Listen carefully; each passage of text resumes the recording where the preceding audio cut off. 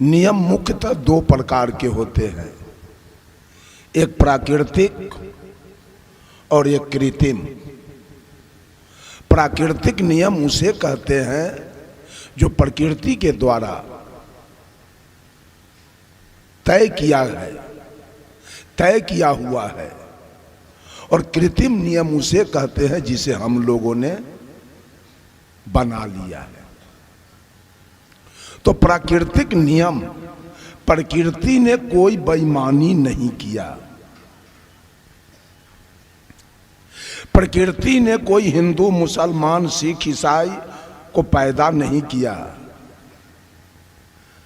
प्रकृति ने छठ चरचन्ना होली दिवाली और ईद बकरीद शुभरात नहीं बनाया। प्रकृति ने मनुष्य को पैदा किया, प्रकृति ने इंसान को पैदा किया। अभी सवेरा है, सूर्योदय हो गया, हिंदू के लिए भी हो गया, मुसलमानों के लिए भी हो गया, सिखों के लिए भी हो गया, ईसाइयों के लिए भी सवेरा हो गया। सूर्यास्त होगा, हिंदू मुसलमान सबके लिए हो जाएगा। रात्रि होगी, सबके लिए होगा। दिन होगा, सबके लिए होगा।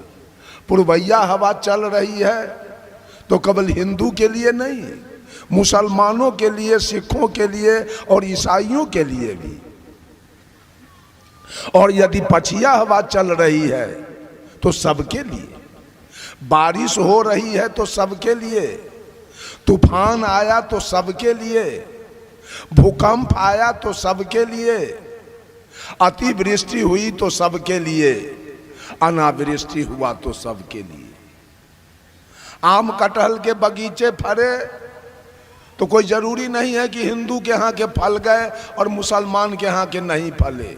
वो जहां भी पेड़ होगा वो फरेगा, क्योंकि प्रकृति ने कोई बेईमानी नहीं की। बेईमानी तो हम लोगों ने किया नियम बना के। जिस समय बच्चा जन्म लिया उस समय न उसके पास टीकी था, न उसके पास सुन्नत था, न उसके पास पंचकटार था, और न उसके पास बतिस्मा था। वो इंसान बन के, कवि रामधारी सिंह दिनकर ने लिखा है रश्मि रथी में, मैं कहता हूं अगर विधाता नर को अपने मुट्ठी में भरकर कहीं फेंक दे ब्रह्मलोक से इस भूमंडल पर, फिर भी मनुज विभिन्न जातियों में यहां आएगा। नीचे हैं क्यारियां बनी तो भला बीज कहां जाएगा। और सदगुरु कबीर कहते हैं, आए के देश से उतरे के घाट, हवा लगे यही देश के हो गए 12 बार। साहब कबीर ने तो ब्राह्मणों से कहा, जौ तू ब्राह्मण ब्राह्मणी के जाया तो और राह दह काहे ना आया। जिस रास्ते से वैश्य आया, शूद्र आया, उसी रास्ते से तुम भी क्यों आया। तुम्हारे लिए तो स्पेशल रास्ता अलग होना चाहिए, चूंकि तू ब्राह्मण था। और मुसलमानों से कहा, जो तू तुरुक तुर्कीनी के जाया तो पेट ही काहे न सुन्नत कराया। पेटे में तुम्हारा, माँ के पेट में तुम्हारा सुन्नत क्यों नहीं अल्लाह कर दिया कि यहाँ के झंझट फंसाए हो। एक दिन मेरा कार्यक्रम चल रहा था नेपाल में, जिला का नाम है रौतहट, वो रक्सौल के सामने है। गांव का नाम है सुंदरपुर। उस गांव में मुसलमान लोग अधिक हैं, बहुसंख्यक, हिंदू अल्पसंख्यक है। वहां 2-4 घर तेली, 2-4 घर रैदास और 2-4 घर ततमा, बस पूरा गांव मुसलमान है। पूरे पंडाल में मुसलमान लोग दाढ़ी वाले आके बैठ गए। मैंने पूछा, ऐ लोगों, इस पूरे ब्रह्मांड की रचना, धरती आसमान हवा पानी आग सूर्य चंद्रमा तारा, मानव पशु पक्षी कीड़ा मकोड़ा, पर्वत पहाड़ नदी समुद्र, ये सारे ब्रह्मांड की रचना किसने किया है? एक मौलवी उठा और कहा अल्लाह ने किया है। हम की वाह, तब तो ठीक है। अल्लाह ने जो पूरे ब्रह्मांड की रचना किया वो सही सही किया कि गड़बड़ हो गया? कहा कि नहीं, एकदम बिल्कुल सही सही सृष्टि अल्लाह ने कर दिया। हम कह दिए हमको तो लगता है अल्लाह से भारी भूल हो गई। कहा क्या हुआ? सब कुछ बनाया, थोड़ा सा लिंग का चमड़ा नहीं काटा, सुन्नत नहीं किया। अब वो अनहरा के औजार नहीं था कि दारू पी लेता भूल गया, वो तो वही जाना। बिगड़ गया हमरा पर मुसलमान सब। ये सनका है बाबा जी, हम सनकल हैं। सब कुछ भोला बाबा कर दिया, राम जी कर दिए, आ कहे कि जा करके वहीं टीकी रोप लेना। ये हमरा छुट्टी ना है, टीकी तू अपने से रोप लेना। अब मुसलमान को कहा कि हमरा छुट्टी ना है तो सुन्नत करा लेना वहीं। आ सिख से कहा कि तू जाके वहीं पंच कटार करा लेना। आ ईसाई से कहा जे तू बतिस्मा करा लेना। ये चारों नियम कौन बनाया? प्रकृति। जिस प्रकृति को हम परोक्ष रूप से परमात्मा कहते हैं, वो परमात्मा और प्रकृति सारा नियम बनाया क्या? प्रकृति ने कोई नियम में गड़बड़ी नहीं किया, कोई बेईमानी नहीं किया। अगर हिंदू के घर के, मुसलमान के घर के, सिख के घर के, ईसाई के घर के चारों लड़का को एक कोठली में बंद किया जाए और किसी अनजान आदमी से कहा जाए कि इसमें से मुसलमान वाला लड़का निकाल के ले आओ, 1 साल का वो चारों बच्चा है, ले आएगा कोई आदमी? नहीं लाएगा। क्यों? वो चारों लड़का भी इंसान है, न वो हिंदू है, न वो मुसलमान है, न वो सिख है और न वो ईसाई है। इंसान है इंसान। प्रकृति इंसान को पैदा करती है। लोग यहाँ आके हिंदू मुसलमान, यहाँ आके शैतान बन गए, नियम लगा दिया। मुसलमान भाई अपना नियम पूरे, अगर हिंदू को भूख लगे तो भोजन चाहिए, अब मुसलमान को क्या चाहिए? डंडा। उसको भी भोजन चाहिए, सिख को भी भोजन चाहिए, ईसाई को भी भोजन चाहिए। प्यास लगे तो हमको भी पानी चाहिए, मुसलमान को भी पानी चाहिए, सिख को भी पानी चाहिए और ईसाई को भी पानी चाहिए। बीमार पड़े तो सबको दवा चाहिए, जार लगे तो सबको गद्दा रजाई चाहिए, गर्मी लगे तो सबको एयर कंडीशन चाहिए, एयर कूल चाहिए। सारा नियम। हिंदू भी खेती करते हैं, मुसलमान भी करते हैं। हिंदू भी बिजनेस व्यापार, मुसलमान भी बिजनेस व्यापार। सिख भी, ईसाई भी। हिंदू भी नौकरी करता है, मुसलमान भी। हिंदू भी जन्म लिया जैसे वैसे मुसलमान जन्म लिया। हिंदू मरेंगे जैसे मुसलमान मर गया। सारे क्रिया प्राकृतिक एक समान है, लेकिन मरने के बाद हिंदू अपना नियम लगाएगा, तुरंत लाश को दफना जलाने का जुगाड़ करेगा, और मुसलमान अपना नियम लगाएगा, तुरंत लाश को दफनाने का जुगाड़ करेगा। इतिराती करेगा, सतबिहान करेगा, नखबाल करेगा, पंडित को बुला के लाएगा, नौवा को बुला के लाएगा, क्या क्या खटिया दान करेगा, सेजिया दान करेगा, तोशक तकिया रजाई दान करेगा, साया साड़ी ब्लाउज धोती कुर्ता गंजी गमछा चाउर चिवड़ा पूरी केरा थरिया लोटा गिलास कटोरा सब दान करेगा। मुसलमान ने इस नियम को नहीं माना, कहा मैं नहीं करूँगा इसको।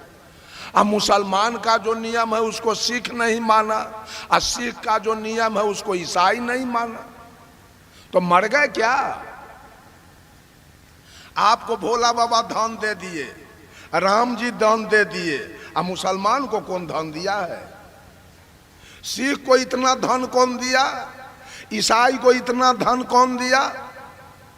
वो तो न राम को मानता है, न भोला बाबा को मानता है, न गुरु नानक को मानता है। एक आदमी पूछा हिंदू से, ओ साहेब, ओ बाबा, अरे आपके देवता क्या खाते हैं? कहा अरवा चावल, बतासा या तुलसी के पत्ता।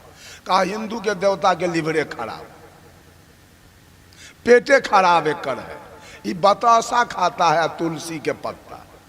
जो बतासा पानी देखते गल जाए वो हिंदू के देवता खाता है बतासा।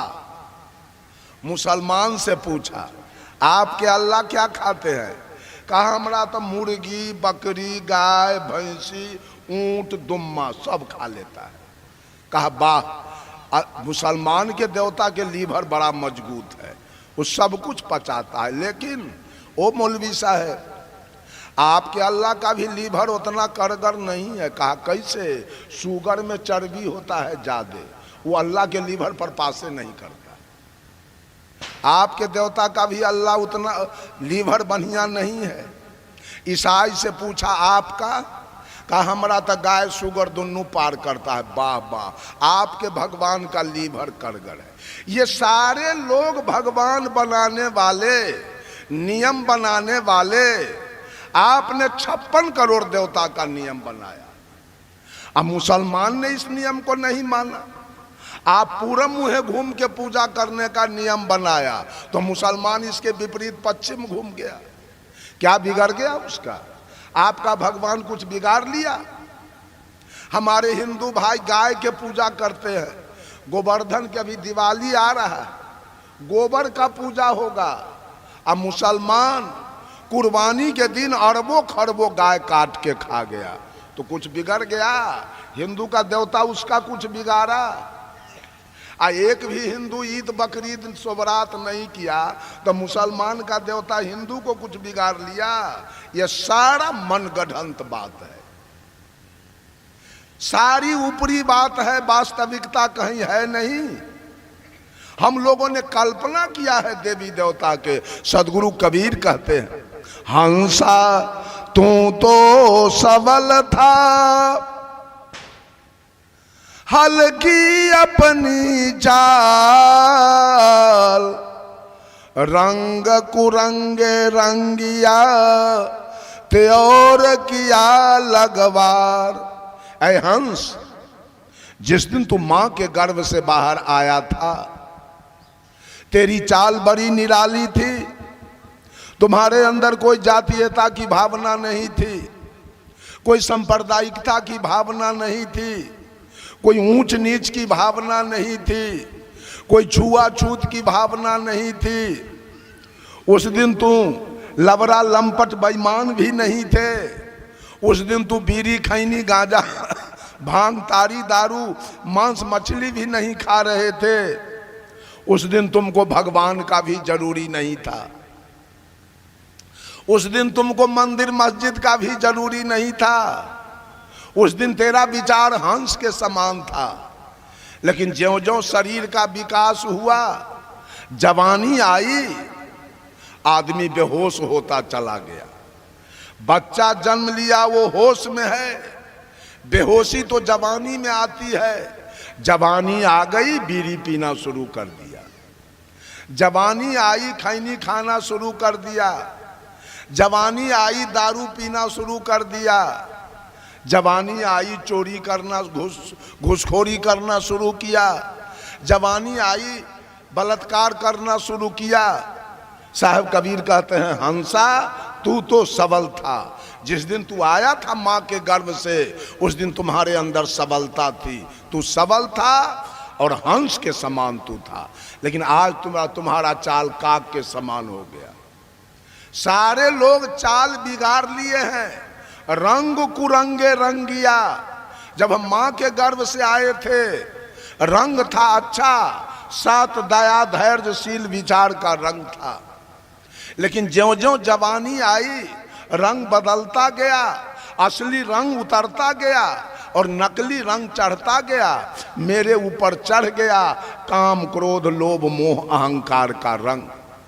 जब ये गलत रंग चला तब हम दूध में पानी मिलाना शुरू किए हैं, तब हम आटा में चोकर मिलाना शुरू किए, तब हम चावल में कंकर मिलाना शुरू किए, तब हम घी में डलडा मिलाना शुरू किए, तब हम चोरी दलाली शुरू किए। और जब चोरी दलाली शुरू किए गलत काम, तो गलत काम करने वालों के ऊपर विपत्ति आएगी। गलत काम होगा तो विपत्ति आएगी कि नहीं आएगी? विपत्ति आएगी। गलत काम किए, आप पर मुकदमा हुआ, दरोगा जी आ गए, पकड़ के जेल में रख दिया, चाहे मारा, जिस समय डंटा चलेगी और जेल जाएंगे उस समय भगवान का उद्घाटन होगा। भगवान तो उद्घाटित है मनुष्य के द्वारा, भगवान है कहाँ? लोगों ने उद्घाटन किया भगवान के। और जो जैसे जहां के लोग हैं वैसे वैसे भगवान का उद्घाटन कर दिया। बंधु, अमेरिका का भगवान अलग है, रूस का भगवान अलग है, चीन का भगवान अलग है, ऑस्ट्रेलिया का भगवान अलग है, जर्मन जापान का भगवान अलग है। ये तो मैं देश स्तर पर, महादेश स्तर पर कहा। राज्य स्तर पर आइए, मध्य प्रदेश का भगवान अलग है, राजस्थान का भगवान अलग है, उत्तर प्रदेश का भगवान अलग है, मध्य प्रदेश का और हरियाणा पंजाब का भगवान अलग है, और बिहार का भगवान, बिहार में वो छठी माई भगवान है जो उत्तर प्रदेश और बंगाल में कहीं नहीं है। राज्य स्तर पर भगवान को बांटा गया, जहां जहां के लोग जैसे थे वैसा उद्घाटन कर दिया। और राज्य स्तर पर क्या, जिला स्तर पर आइए, आपके कोसी बेल्ट में पूर्णिया, सहरसा, कटिहार, मधेपुरा, सुपौल के लोगों ने भगैत का उद्घाटन किया। भगैत करते हैं। चलिए हमारे इधर समस्तीपुर, मुजफ्फरपुर, वैशाली, सीतामढ़ी, शिवहर, मोतिहारी, बेतिया, छपरा, सिवान, कहाँ ही अगर भगैत मिल जाए तो 50 जूता हमारे माथे पर खींच दीजिएगा। इधर के लोगों ने भगैत का उद्घाटन किया और जिला के लोगों ने नहीं किया।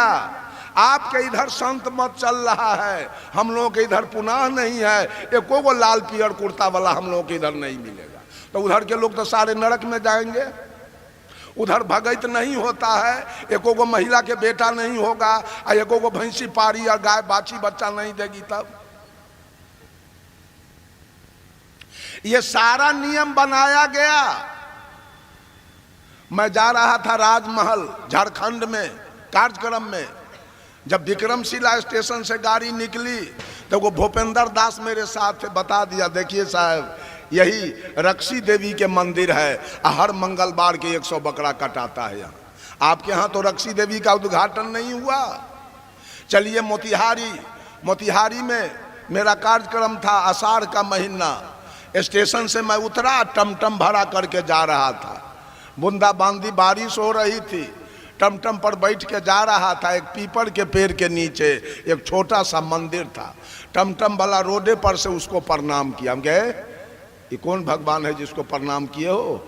कहा यह गुलडाक बाबा है। आप लोगों के इधर गुलडाक बाबा है तो सारे लोग नरक जाएंगे, गुलडाक बाबा यहाँ नहीं है। चलिए मोतिहारी में विशाल बौद्धि देवी के मंदिर है, विशाल सपही देवी के मंदिर है आपके यहाँ? नहीं, आपके यहाँ के लोगों ने उसका उद्घाटन नहीं किया। नेपाल चलिए, नेपाल में एक देवी का उद्घाटन किया, गढ़ी माई। नेपाल में एक गढ़ी माई है, उस मंदिर के निकट में गया। 5 साल पर उसकी पूजा होती है गढ़ी माई के, और लगभग 2 लाख पाड़ा कटाता है उस जगह, खून की नदी बहती है। वहाँ के कबीरपंथी लोगों ने कहा हमसे कि साहेब जब गढ़ी माई के पूजा निकट आती है तो हम लोग गांव छोड़ के निकल जाते हैं, 10 दिन के बाद गांव में आते हैं। हम कहा क्यों? तो ये मदेशिया सब जो पाड़ा चढ़ाता है, अब पहड़िया नेपालिया छोटका आंख वाला भैंसा गौरी जोत के तलवार लेके आता है और वही भैंसा काटता है। अब 55 गो भैंसा काट के एक गाड़ी पर लोड करके जब वो चलता है तो खून जब गिरते गिरते गांव के 1 किलोमीटर 2 किलोमीटर तक का सारा रोड खून से लाल हो जाता है। हम लोग कैसे चलेंगे रोड पर, कैसे गाय भैंसी चराएंगे, कैसे खेत खलिहान में जाएंगे, कैसे सत्संग भंडारा में जाएंगे। गाँवें छोड़ के निकल जाते हैं। जब 10 दिन के बाद धूप लगने के बाद जब वो खून उड़ जाता है तब हम लोग गांव में प्रवेश करते हैं। चलिए, हमारे समस्तीपुर जिला में एक शिवरा चकसाहो गांव है सरारंजन प्रखंड में। उसमें पूरे बिहार के गोरी लोग अमर सिंह केवल का मंदिर बनाया है। चैत्र रामनवमी के उसका पूजा होता है। माननीय मुख्यमंत्री नीतीश कुमार जी उसके उद्घाटन में आते हैं और लगभग 2 लाख बकरा कटाता है। वो ये कौन उद्घाटन किया, कौन नियम बनाया? और नियम बना बना करके आई दुनिया को बर्बाद करने पर लगे हैं। रामानंदी ने अपना नियम अलग बना दिया, आर्य समाज वालों ने अपना नियम बनाया, गायत्री परिवार वालों ने अपना नियम बनाया, आनंद मार्गियों ने अपना नियम बनाया, संत मत वालों ने अपना नियम बनाया, आशुतोष जी महाराज ने अपना नियम बनाया, बाल जुगेश्वर जी ने अपना नियम बनाया, जय गुरुदेव जी ने अपना नियम बनाया, रामपाल जी ने अपना नियम बनाया, सतपाल जी ने अपना नियम बनाया, ठाकुर अनुकूल चंद्र जी ने अपना नियम बनाया, भगवान रजनीश ने अपना नियम बनाया, बाबा हरदेव सिंह जी ने अपना नियम बनाया, राम रहीम सिंह जी ने अपना नियम बनाया, ओम शांति वालों ने अपना नियम बनाया, राधा स्वामी वालों ने अपना नियम बनाया, जैन वालों ने अपना नियम बनाया, बौद्ध वालों ने अपना नियम बनाया, ईसाई लोग अपना नियम बनाया, इस्लाम अपना नियम। कौन नियम अच्छा है जिससे हमारी मुक्ति हो जाए और हमारा कल्याण हो जाए?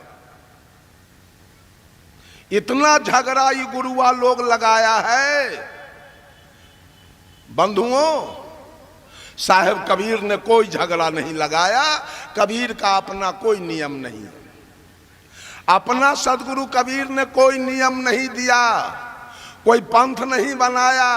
एक रास्ता निकाला है कबीर ने कि इस रास्ते पर चलो और सभी आदमी अपना कल्याण करो। कबीर का अपना कोई पर्सनल नियम नहीं है, कहीं जाना आना नहीं है, कुछ करना नहीं है।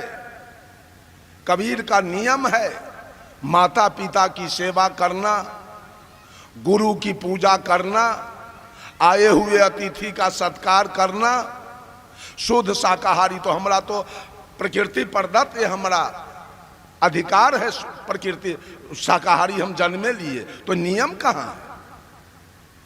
मांसाहार तो थोपा गया, हम तो शुद्ध शाकाहारी हैं। मां के गर्भ से हम शाकाहारी पैदा लिए हैं, तो कोई नियम नहीं है। स्नान करना कोई नियम नहीं है, कपड़ा धोना कोई नियम नहीं है। साहेब कबीर तमाम लोगों को जोड़ने का काम किया। कहा, हिंदू कहे मोहे राम प्यारा, तो रुक कहे रही माना, आपस में दो लर लर मुए, मरम काहू नहीं जाना। हिंदू व्रत एकादशी ठाने, दूध सिंहारा सेती, तन को न हटके मन को न बस करे, पारन करे सगौती। तू रुक रोजा निमाज गुजारे, बिस्मिल बांग पुकारे, इनको बिहिस्त कहाँ से होबे, जो साझे मुर्गी मारे। बंधुओं, राम के पूजने वाले को रहमान से बड़ी नफरत है और करीम के पूजने वाले को कृष्ण से बहुत नफरत है। महादेव को पूजने वाले को मोहम्मद से बहुत नफरत है और हजरत को पूजने वाले को हरि से बहुत नफरत है। ब्रह्मा के पूजने वाले को बिस्मिल्लाह से बहुत नफरत है और मोहम्मद अली के मानने वाले को बजरंग बली से नफरत है। मक्का जाने वाले को मथुरा से नफरत है और काबा जाने वाले को काशी से नफरत है और गंगा नहाने वाले को जमजम से। सदगुरु कबीर ने कहा ये सारी धरती राग द्वेष की अग्नि में जल रही है। भजन कहीं नहीं है, भक्ति कहीं नहीं है, केवल जलन। सारे लोग ईर्ष्या की अग्नि में जल रहे हैं। अगर हिंदू को छोड़ दिया जाए तो मुसलमान के मस्जिद में ये शुगर फेंक देगा। अब मुसलमान को छोड़ा जाए तो हिंदू के मंदिर में गाय का रान फेंक देगा। अगर सिख को छोड़ा जाए तो ईसाई के गिरजाघर को ही बुलडोजर से ढा देगा। और ईसाई को छोड़ा जाए तो सिख के गुरुद्वारा में आग लगा के जला देगा। किधर है भगवान? बोलो बोलो, भगवान किधर है? चारों में कोई पटरी नहीं है और चारों चार रंग के पूजा कर रहा है, भगवान को मान रहा है। बात सत्य क्या है? रामायण महाभारत गीता सुख सागर वेद पुराण पढ़िए तो हिंदुत्व की बात है, हिंदू की बात हो रही है। कुरान जब्बुर इंजिल तोरेत पढ़िए तो इस्लाम की बात हो रही है। गुरु ग्रंथ पढ़िए तो सिखों की बात हो रही है, गुरु नानक की बात हो रही है। अब बाइबिल पढ़िए तो ईसा मसीह की बात हो रही है, ईसाई की बात हो रही है। सारे पक्षपात में चल रहे हैं। साहब कबीर कहे पक्षा पक्षी के कारण सब जग रहा भुलान, निष्पक्ष हो के जो भजे सो ही संत सुजान। सारे लोग पक्ष में जी रहे हैं। किसका पंथ बढ़िया है, किस पंथ में जाने से मुक्ति होगी, किस पंथ में जाने से कल्याण होगा। एगो चंदन कैले है, कोई 2 गो चंदन, कोई 3 गो चंदन, कोई 4 गो चंदन, आ कोई भर मांग लेपले है जो भैंसी देखे तो भड़क जाए।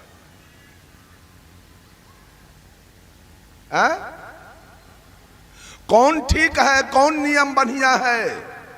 ये सारा नियम बनाया गया कबीर का जो बीजक है। कबीर का बीजक वो न हिंदुत्व की बात करता है, न इस्लाम की बात करता है, न सिख की बात करता है, न ईसाई की बात करता है। वो इंसानियत की बात करता है कबीर का बीजक। जब माननीय प्रेसिडेंट अब्दुल कलाम आजाद कबीर जयंती के अवसर पर मगहर पधारे थे और सदगुरु कबीर का एक तरफ समाधि और दूसरे तरफ मजार देखकर ताज्जुब हो गया, उंगली दांत के निकट ले गए। ऐसा महापुरुष नहीं देखा जो हिंदू मुसलमान दोनों को जोड़ता हो। साहब कहे खोजे अल्लाह के नगरिया जन्म के फूहरी, जन्म के फूहरी हो जन्म के फूहरी, खोजे अल्लाह के नगरिया जन्म के फूहरी। 5 वक्त नमाज गुजारे राखे 300 रोजा, 5 वक्त नमाज गुजारे राखे 300 रोजा।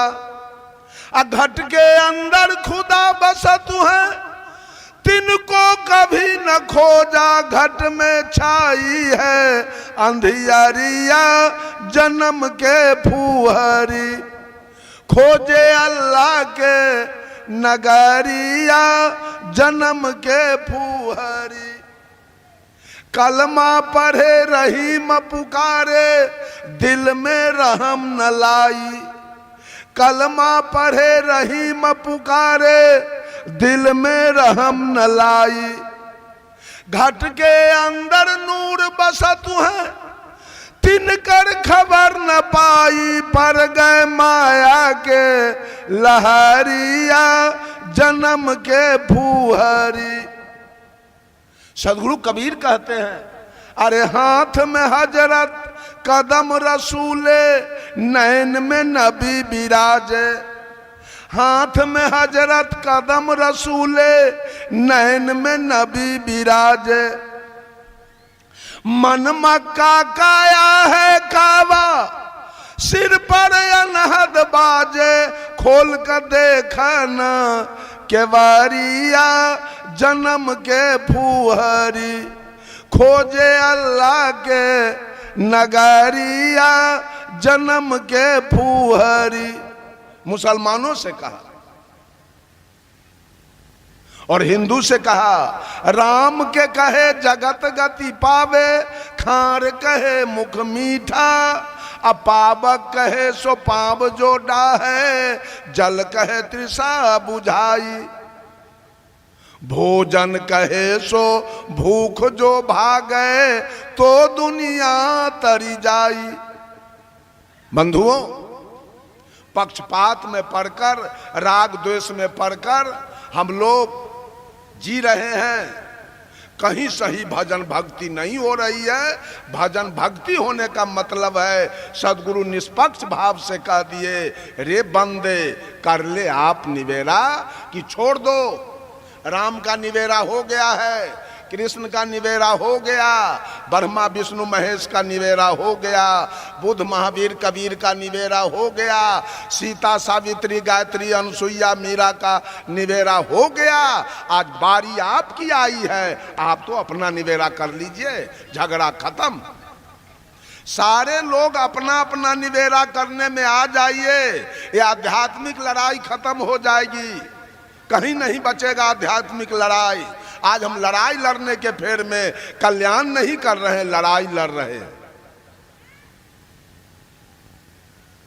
अपने मांस खाते हैं, 8 जाम करते हैं, अपने मछली खाते हैं और श्रीमद् भागवत कथा कहाते हैं, अपने दारू पीते हैं, हनुमान जी के पूजा करते हैं, अपने घूस लेते हैं, बैजनाथ धाम जाते हैं, चोरी करते हैं, वैष्णो देवी जाते हैं।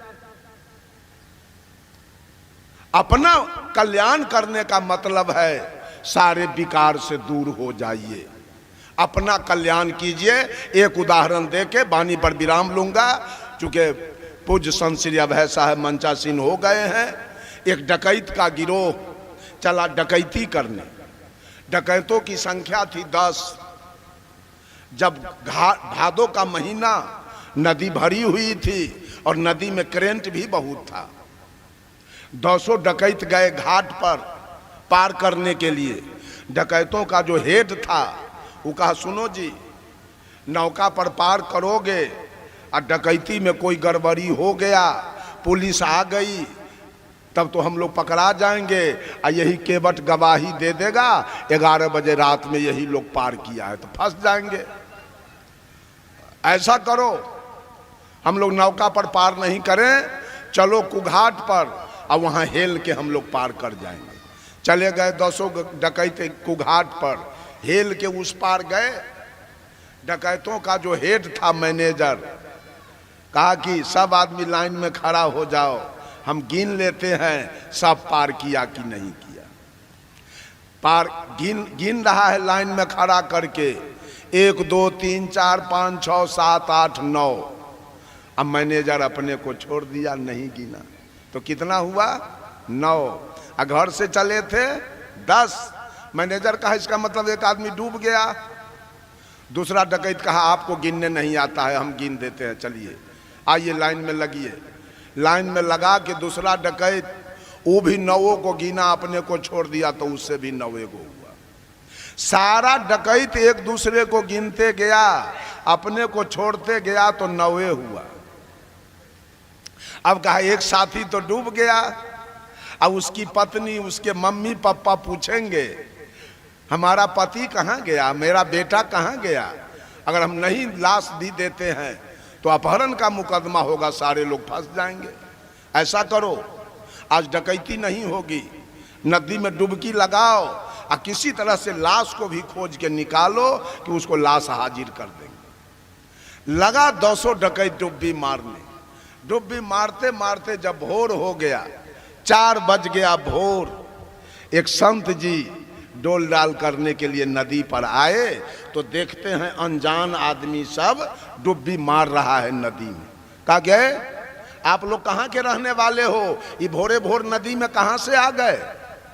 कहा बाबा साधु से झूठ बोलना तो ठीक नहीं है, हम लोग डकैत हैं। अरे तो यहाँ क्या करते हो? कहा कि बाबा रात में नदी पार करने के समय एक साथी हमारा डूब गया, वो नहीं मिल रहा है, उसी को खोजते खोजते भोर हो गया। महात्मा जी पूछे थे घर से कितना चला था? तो 10। अभी कितना हो रहा है? तो 9। चलो लाइन में खड़ा हो जाओ। लाइन में खड़ा किया, महात्मा जी गिनती शुरू किया, 1 2 3 4 5 6 7 8 9 10। रेया भागा, 10 के 10 तो है ये। कहाँ तुम्हारा कोई आदमी डूबा है? जब 200 की गिनती हो गई, लदा गए डकैत। आपने घर का रास्ता डोरे, घर का रास्ता सब डकैत पकड़ लिया, चले गए अपना अपना घर। डकैत अपने घर कब गए? डकैत अपने घर कब गए? जब अपनी गिनती हो गई तो अपने घर चले गए, और जब तक अपनी गिनती नहीं हुई तब तक नदी में डुब्बी मारते रहे। वो डुब्बी मारने में सुख मिला कि दुख मिला? ठीक उसी प्रकार से आज मानव अपनी गिनती छोड़ दिया है, अपने बीड़ी पी रहा है, अपने सिगरेट पी रहा है, अपने गांजा पी रहा है, अपने भांग खा रहा है, अपने दारू पी रहा है, अपने तारी पी रहा है, अपने मांस खा रहा है, अपने दलाली खा रहा है, घूसखोरी कर रहा है, बेईमानी कर रहा है, हत्या और बलात्कार कर रहा है, और मिलावटबाजी कर रहा है, और हनुमान जी के पूजा कर रहा है। हनुमान जी के गिनने से आप अपने घर नहीं जाएंगे। अपना घर अगर चलना है, अपने घर में सुख होता है, पराये घर में दुख होता है। जेल भी एक घर है जहां दुख होता है, और अपना घर जहां है, जो मन में आवे खाइए, जहां मन में हो वहां जाइए, जहां मन में आवे वहां सो जाइए। फ्री है, स्वतंत्र है। लेकिन वो जेल है, वहां परतंत्र हो जाएंगे। तो अपना घर अगर सुख में चलना है तो अपनी गिनती होगी, अपने घर चले जाएंगे। और जब तक 56 करोड़ देवता के गिनती करते रहेंगे और पूजा करते रहेंगे, तब तक यही भवसागर माय के गर्भ और श्मशान में डुब्बी मारते मारते और भोर हो जाएगा। रास्ता नहीं मिलेगा, कल्याण नहीं हो सकता है। इन्हीं चंद शब्दों के साथ देता हूँ वाणी में विराम, और तमाम लोगों को साहेब बंगी नमस्कार प्रणाम।